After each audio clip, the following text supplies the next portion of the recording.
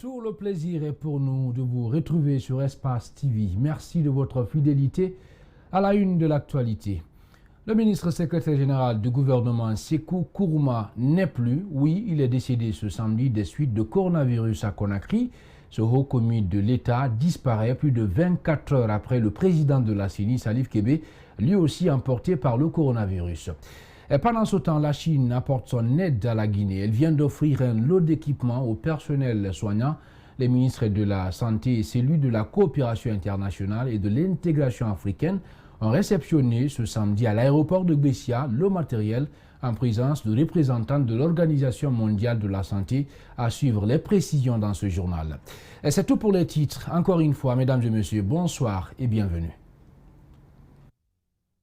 Alors, la direction du contrôle qualité a reçu ce samedi le deuxième lot des équipements pour son nouveau laboratoire du traitement. Ce sont des matériels qui servent à faire des recherches bactériologiques. Rosaline Gotomonemou et Tcherno Sadouba nous signent ce reportage. Suivez.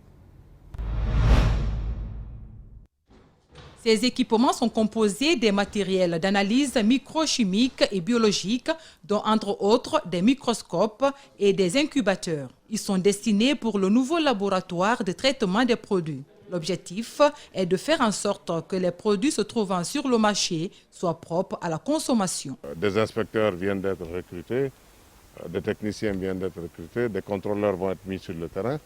Donc chacun pourra faire son travail.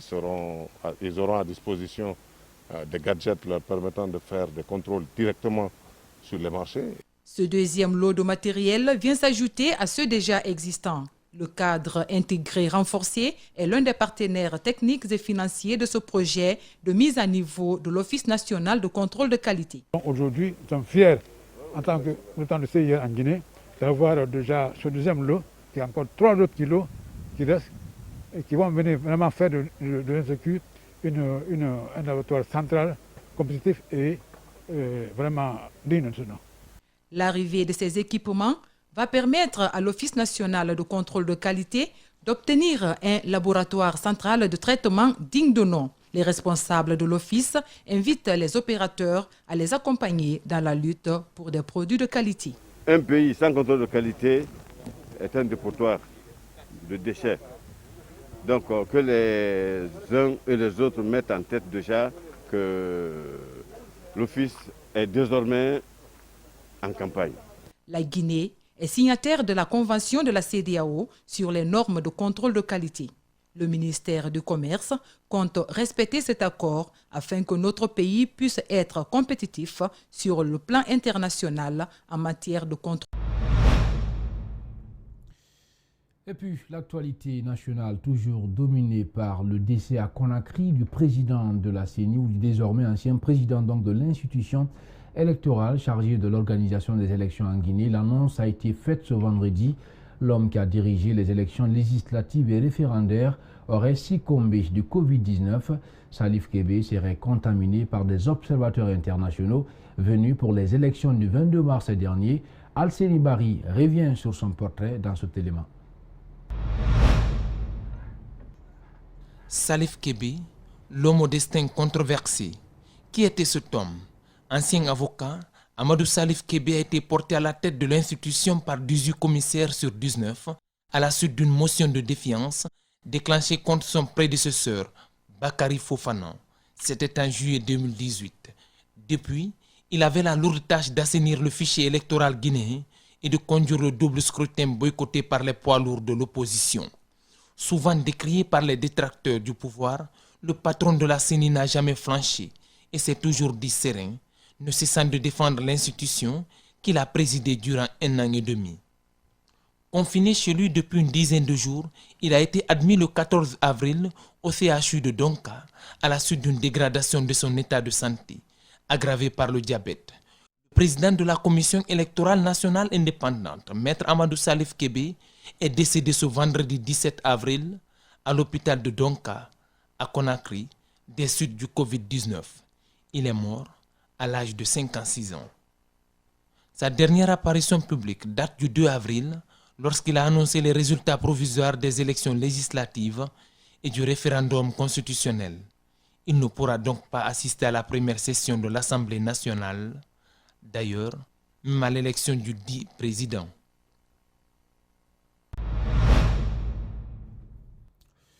Dans le même registre, un de ses collaborateurs à la CENI, David Camara, retient beaucoup de choses sur l'homme. Pour lui, Maître Salif Kébé est un homme respectueux et de grande probité morale.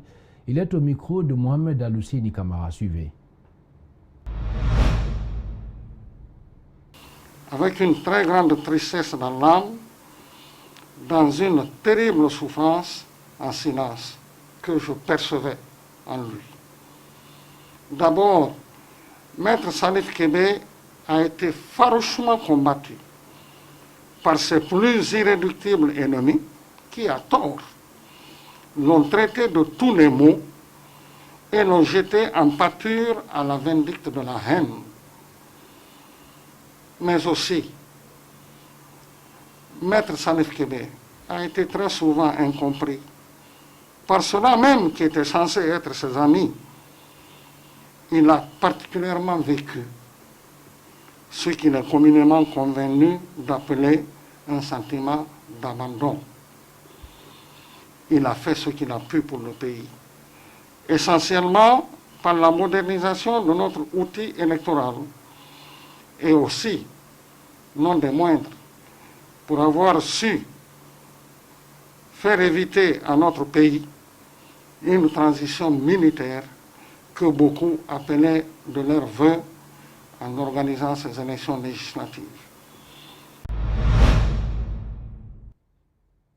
Et puis la classe politique dans son ensemble se dit surprise de la disparition tragique du président de la CENI. Une grande leçon à en tirer pour les uns et les autres. Mamadou Kalisso et Ibrahima Sori 5 Souma nous en disent plus. Le Covid-19 continue de terrasser les célébrités et les grandes personnalités. Le président de la Commission électorale nationale indépendante est la première personnalité publique victime du coronavirus en Guinée. Dans la classe politique, c'est la surprise et la tristesse. C'est toute la Guinée qui vient de perdre un cadre intègre, un cadre travailleur, un cadre compétent, un cadre éloquent, un cadre qui a fait son travail et qui a marqué son passage, puisque la vie n'est qu'une traversée. Selon cet autre acteur politique, le décès de Maître Kébé doit servir de leçon à la classe dirigeante, prendre au sérieux la lutte contre le Covid-19. La première des choses, il faut que nos dirigeants, que nos gouvernants arrêtent le tâtonnement, qu'ils agissent de façon planifiée, qu'ils disent qu'il y ait de la transparence dans la gestion de cette crise sanitaire. J'ai posé quelques questions hier à certains cadres. Je me suis rendu compte, d'après ce qu'on m'a rapporté, que la prime de risque journalière accordée à un médecin qui est là-bas est de 70 000 francs guinéens, moins de 7 €. Ces acteurs politiques invitent également les citoyens à une prise de conscience individuelle et collective afin d'éradiquer cette pandémie. Je pense qu'avec le décès de Maître Salifou Kébé, les populations ont compris aujourd'hui que ce n'est pas du cinéma. La maladie, elle est réelle et elle est là, dans notre pays. Donc il faudrait que tout le monde prenne conscience et qu'on sache que la responsabilité individuelle dans cette situation prime sur la responsabilité collective. Donc je dois assurer ma sécurité et protéger mon entourage. Au sein de la classe politique, l'inquiétude est palpable, sachant que le Covid-19 n'épargne personne. Au lendemain de la disparition du président de la CENI, les Guinéens ont appris la mort hier, plutôt ce samedi 18 avril 2020, dans la soirée, de Sékou Kourouma, ministre secrétaire général du gouvernement, anciennement ministre de la fonction publique, de la réforme de l'État et de la modernisation de l'administration publique. Le président Alpha Condé pleure, est membre fondateur du RPG et un grand commis de l'État, peut-on lire dans les colonnes de mosaïqueguinée.com. Nous y reviendrons dans nos prochaines éditions d'information. Et ce communiqué de la cellule de communication de l'UFDG daté du 19 avril 2020, en ces moments difficiles pour notre pays, nous appelons chacun à la retenue dans les commentaires sur les malades et victimes de cette pandémie qui est devant la porte de chacun de nous.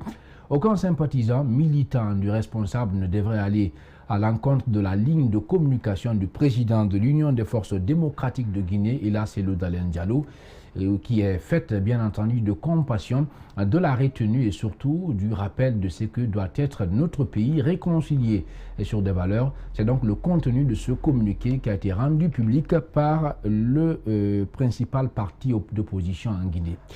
Dans le reste de l'actualité, toujours lié au coronavirus, le port obligatoire de masques est rentré en vigueur depuis ce samedi 18 avril en Guinée. Dans la ville de Mamou, certains citoyens s'efforcent à respecter la mesure pendant que d'autres, bien que disposant de leurs masques, ont du mal à les porter convenablement, vous allez le voir. C'est le constat fait sur place par notre correspondant régional, Alpha Mamadou Bari. Les citoyens de Mamou ont-ils respecté le port obligatoire de masques décidé par le chef de l'État? Ces masques sont-ils visibles ou sont convenablement portés? La réponse à ces questions nous amène tout d'abord au marché Avaria, l'un des plus peuplés de la ville. Ici, le premier constat qui est fait, c'est que la plupart des citoyens détiennent leurs masques, mais tous ne les portent pas comme il le faut.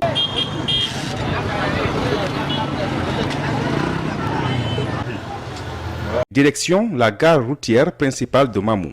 Là également, tout le monde a son masque, mais peu sont ceux qui le portent convenablement. Il y en a qui les mettent au niveau du cou, au menton ou au front.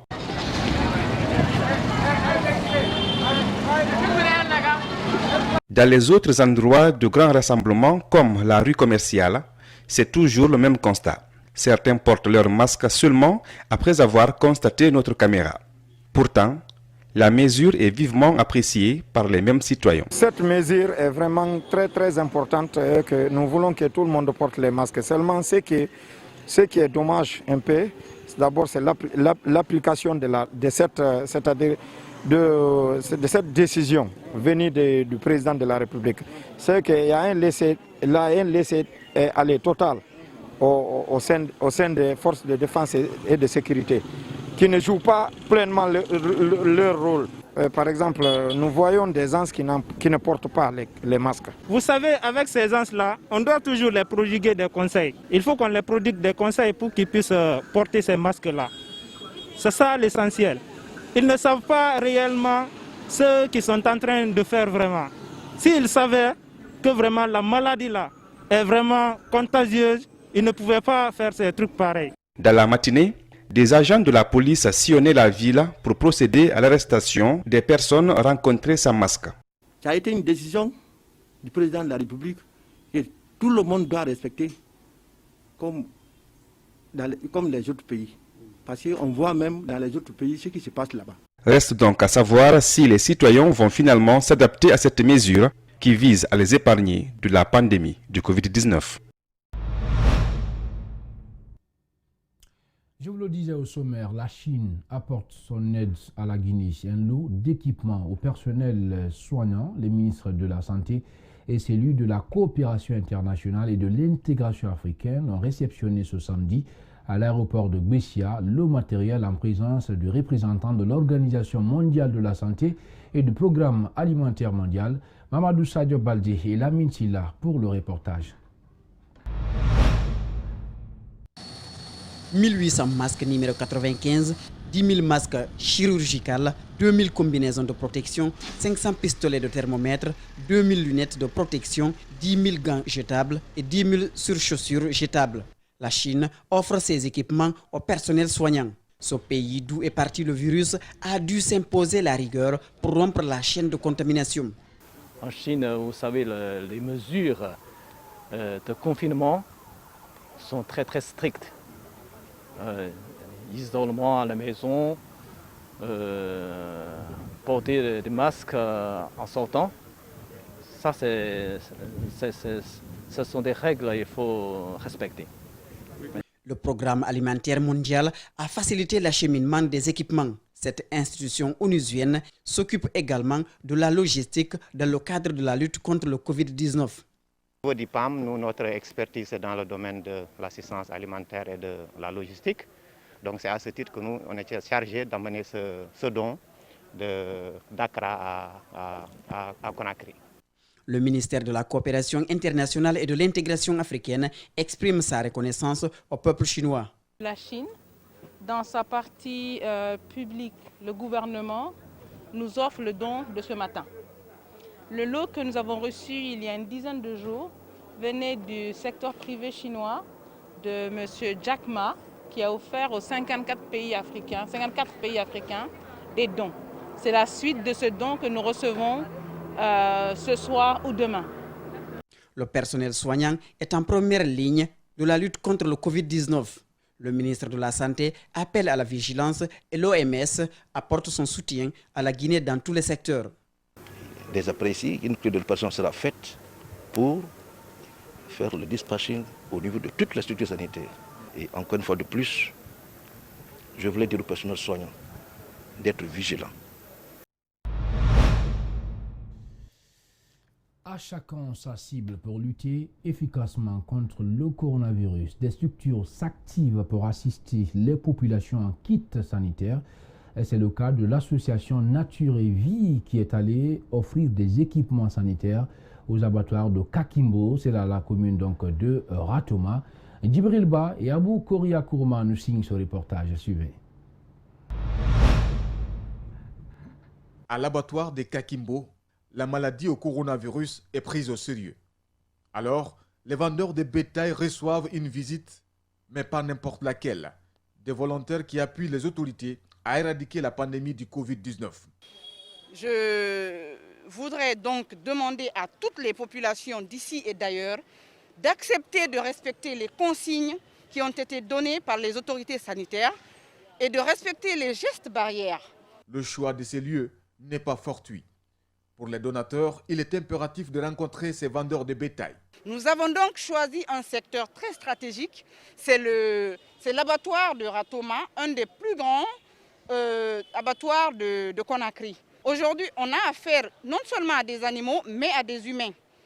Et l'abattage se fait là, le traitement de la viande se fait là. Et nous avons tenu justement à faire notre premier geste ici. Les bénéficiaires se réjouissent et promettent d'appliquer les mesures barrières. Nous sommes très contents parce que ce qu'on a entendu, nous aussi nous sommes très contents pour avoir pensé à nous. Nous avons su que vraiment on est pour toute la population, vous nous avez montré. Le Covid-19 fait des victimes. À ce stade, près de 500 cas positifs sont enregistrés en Guinée. Des kits sanitaires pour les CAS de Conakry, c'est une initiative de la fondation du président Alpha Condé. Ce geste s'inscrit dans le cadre de la lutte contre le coronavirus en Guinée. Mamadou Kalisso commence les images de Malik Sangiana Kamara. La FONPAC vole au secours des travailleurs des CAS de Conakry. Des kits de lavage des mains pour éviter le coronavirus. La CAS comprend toutes les composantes de la nation et tout le monde vient aussi s'approvisionner en pièces détachées ici. Donc il y a lieu, n'est-ce pas, de prévoir la distribution de kits au niveau des CAS. Et vous les avez entendus, il n'y a pas qu'ici, il y a 9 représentations de CAS, n'est-ce pas, à Conakry ici. Donc ce qui fait que notre préoccupation risque d'être encore plus large quant à la distribution des kits, parce que ce qui est là est vraiment insuffisant, il faut le reconnaître. Les bénéficiaires saluent le geste. Ils promettent d'en faire bon usage sur l'ensemble des 9 CAS de la capitale. Dans l'ensemble de tous les 9 CAS de Conakry. On reste toujours dans le même registre pour dire que la société Suno Assurance vole au secours du ministère de la Santé en cette période donc de crise sanitaire. Elle vient d'offrir, vous allez le voir, un important lot donc de kits de lavage des mains et des casques. Le geste s'inscrit dans la lutte contre le coronavirus. Le reportage est signé Fodé et Camara et Lamine Silla. Ce don de la société Suno Assurance au ministère de la Santé s'inscrit dans le cadre de la politique générale du groupe qui consiste à octroyer 310 millions de francs CFA à l'ensemble des ministères de la Santé des pays dans lesquels les filiales opèrent. Alors, il faut dire que ça a toujours été la politique donc, du groupe, c'est-à-dire placer la personne humaine au centre donc, de notre action. donc au cœur de notre métier. Donc c'est à travers donc ça que le groupe a voulu bien accompagner les gouvernements donc à lutter contre le Covid-19 qui est véritablement un fléau mondial. Ce don est constitué de kits de lavage des mains et des bavettes. Un geste qui vient à point nommé selon le représentant du ministre de la Santé. Vous le voyez, ce don est constitué de savon, de masques et d'eau de javel. Toutes choses dont nous avons besoin dans le cadre des mesures barrières. Comme vous le savez, la plus haute autorité du pays s'est impliquée fortement dans le cadre de cette lutte. Et les premières mesures barrières, c'est d'abord la propreté, à savoir le nettoyage, le lavage régulier des mains à tout moment et l'observation des mesures d'hygiène au niveau de l'entourage. Et surtout le respect des mesures barrières à travers la distanciation et toutes les autres mesures qui s'inscrivent dans ce cadre. Donc ce geste de Sounou Assurance nous va droit au cœur. Le coronavirus prend une proportion inquiétante. Le respect des mesures d'hygiène devrait être de mise pour se mettre à l'abri de la maladie. Voilà ce reportage, voilà, je le disais, ce reportage donc signé Mariam Fodé Camara et Lamine Silla qui met fin à cette édition d'information conduite au cadrage par Amara Alex Silla, à la régie par Lamine Sidibé, le tout réalisé par Mamadou Sadio Baldé. Merci à tous de l'avoir suivi. Restez surtout chez vous et restez sur Espace TV. Bonsoir.